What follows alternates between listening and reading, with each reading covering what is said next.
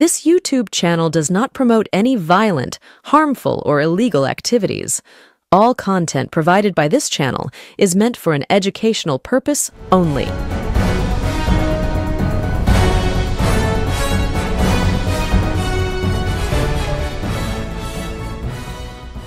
গোষ্ঠীদ্বন্দ্বে জেরবার বঙ্গ বিজেপি।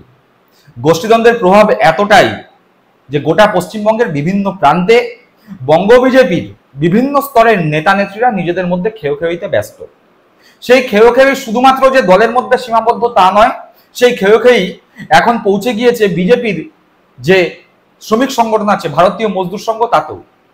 আমরা দেখতে পেয়েছি শুভেন্দু অধিকারী সুকান্ত মজুমদারের খেয়োখেয়ি, আমরা দেখতে পেয়েছি দিলীপ ঘোষের গরমাগরম উক্তি। বঙ্গ বিজেপির যে এই গোষ্ঠীদ্বন্দ্ব, সেই গোষ্ঠীদ্বন্দ্ব মোটামুটি ভাবে এই মুহূর্তে প্রকাশ্যে। গোষ্ঠীদ্বন্দ্বের ফলে বঙ্গ বিজেপি হাজার চেষ্টা করেও সংগঠনকে মজবুত করতে পারছে না। যে বঙ্গ বিজেপি বারংবার সংগঠনের দোহাই দেয়, তারা বলে যে আমাদের এত বুথে এত কর্মী আছে, সেই কর্মী বা সেই বুথ খাতায় কলমে থাকলেও আদপে বিজেপির ঝান্ডা ধরার লোক এই মুহূর্তে দূরবীন দিয়ে খুঁজতে হচ্ছে। বিভিন্ন জায়গায় জেলা সভাপতি থেকে শুরু করে মন্ডল সভাপতি নির্বাচনকে কেন্দ্র করে যেভাবে বঙ্গ বিজেপির গোষ্ঠীদ্বন্দ্ব প্রকাশ্যে এসছে তা বিজেপির মধ্যে চিন্তার ভাঁজ বাড়িয়েছে। বিজেপির উচ্চ নেতৃত্ব, বিজেপির বঙ্গ নেতৃত্ব, বিজেপির কেন্দ্রীয় নেতৃত্ব বিলক্ষণ জানেন যে এই সংগঠন নিয়ে আর যাই হোক ভোটে জেতা সম্ভব নয়, ক্ষমতায় আসা তো বহুদূর। সেই বিজেপি এই মুহূর্তে ভোট পিছিয়ে দেওয়ার আবেদন জানাচ্ছে নির্বাচন কমিশনের কাছে। এরকমই বিস্ফোরক খবর উঠে এসছে।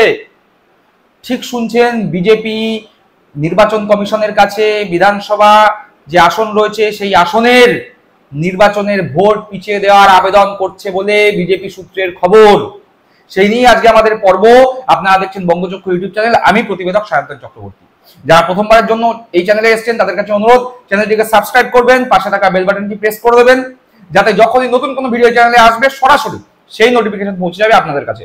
চলুন তাহলে আজকের পর্বে প্রবেশ করা যাক। রাজ্যে একের পর এক ঘটনা, বলা চলে পলিটিক্যাল ইস্যু, রাজনৈতিক ইস্যু রয়েছে। সেই ইস্যুগুলোকে কাজে লাগিয়ে বিরোধী দল হিসাবে বিজেপি কতটা রাজনৈতিক ফায়দা তুলতে পেরেছে সে কথা বিজেপির নেতৃত্বরাই বলতে পারবেন। কিন্তু তারা ফায়দা লোটার চেষ্টায় কোনো কসুর ছাড়েননি, এ কথা মোটামুটি ভাবে আমরা সকলেই জেনেছিলাম।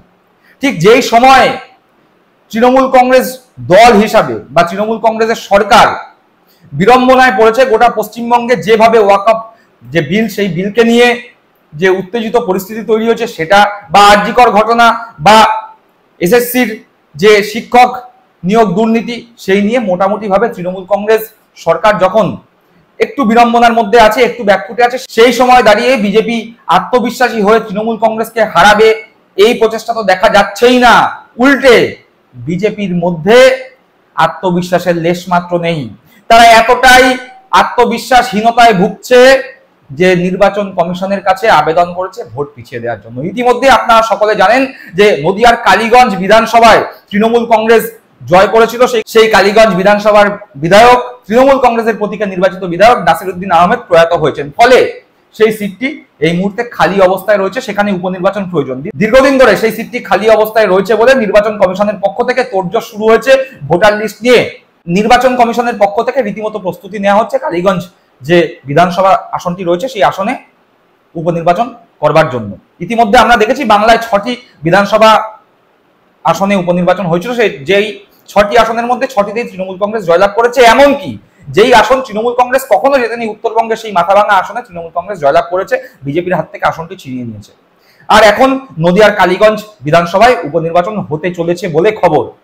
আর বিজেপি এতটাই কনফিডেন্সের অভাবে ভুগছে, আত্মবিশ্বাসের অভাবে ভুগছে যে তারা নির্বাচন কমিশনের কাছে দরবার করছে ভোট পিছিয়ে দেওয়ার জন্য। তাদের দাবি যে এখন এই ভোট করবার কোনো প্রয়োজন নেই, আগামী বছর বিধানসভা নির্বাচন হবে, সেই বিধানসভা নির্বাচনের সঙ্গে একই সঙ্গে এখানে নির্বাচন করানোর জন্য তারা দাবি করছে। অর্থাৎ 6টি বিধানসভা উপনির্বাচনে বিজেপি যে পরাজিত হয়েছিল, তাদের সংগঠন যে লোকসভা ভোটের পরে একেবারে দুর্মুষ হয়ে গিয়েছে, সংগঠন খাতায় কলমে থাকলেও বাস্তবের মাটিতে যে সংগঠন নেই, সেই ভয় থেকে, সেই ভীতি থেকে বিজেপি চাইছে না আর নতুন করে কোনো উপনির্বাচন হোক, সেই উপনির্বাচনে তারা পরাজিত হতে চাইছে না। এই পরাজয়ের ভয় বিজেপিকে সেই পথ নিতে বাধ্য করেছে যেই পথের মাধ্যমে তারা নির্বাচন কমিশনের কাছে আবেদন করছেন, অনুরোধ করছেন যাতে কালীগঞ্জ বিধানসভায় উপনির্বাচন না হয়, উপনির্বাচন পিছিয়ে দেওয়া হয়। এইরকমই একটি খবর কলকাতা টিভি অনলাইন পোর্টালে উঠে এসছে।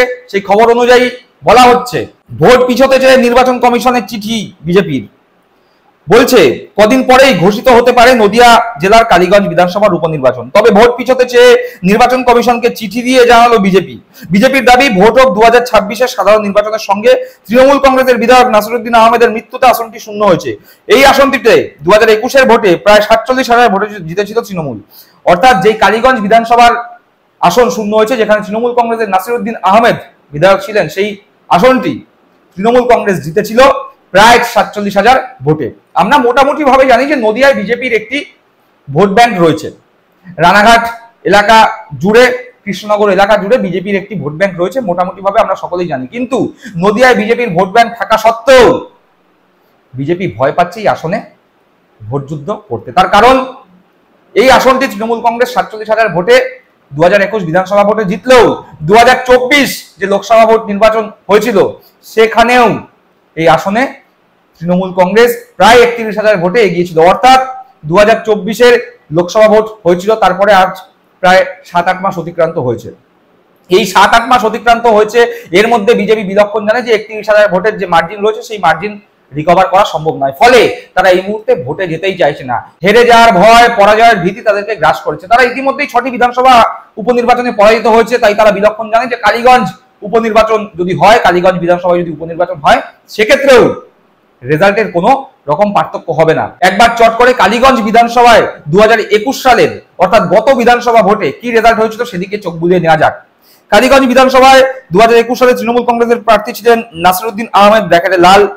তিনি 53.35% ভোট পেয়েছিলেন। নিকটতম প্রতিদ্বন্দ্বী ছিলেন বিজেপির অভিজিৎ ঘোষ, তিনি পেয়েছিলেন 30.91%।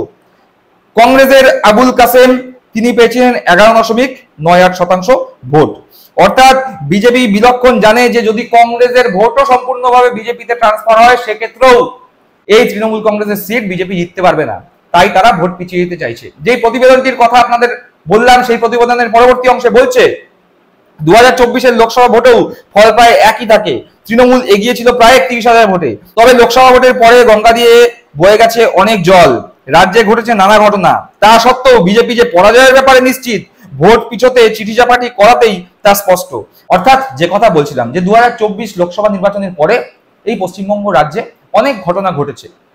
আরজি করের ঘটনা হোক, এসএসসি যে স্ক্যাম সেই ঘটনা হোক, বা হালফিলের ওয়াক অফ আন্দোলনকে কেন্দ্র করে যে অশান্তি গোটা পশ্চিমবঙ্গ জুড়ে হয়েছে সেই ঘটনা হোক, এছাড়া নানান ছুটকো ছাটকা ঘটনা এদিক ওদিক হয়েছে।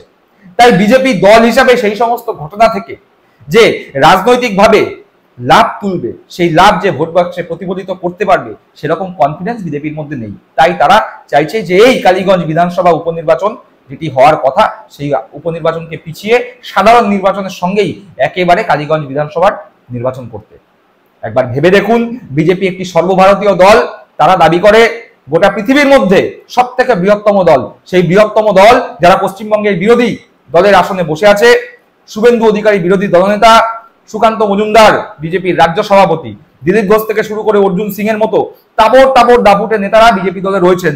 তা সত্ত্বেও বিজেপির সংগঠন কতটা অন্তঃশ্বাস শূন্য তা বিজেপির এই ভোট পিছোতে চাওয়ার আর্জির মাধ্যমে প্রকাশ পাচ্ছে, তা বিজেপির এই ভীতির মাধ্যমে প্রকাশ পাচ্ছে। অর্থাৎ মানুষের ওপর বিজেপির আর কোনো বিশ্বাস নেই। তার কারণ বিজেপি জানে সাধারণ মানুষও বিজেপিকে আর বিশ্বাস করছে না। দর্শক বন্ধুরা, এই বিষয়ে আপনারা কি ভাবছেন? আপনাদের মূল্যবান মন্তব্য কমেন্ট বক্সে কমেন্ট করে জানাবেন। সকলে ভালো থাকবেন, সুস্থ থাকবেন। জয় হিন্দ, বন্দে মাতরম।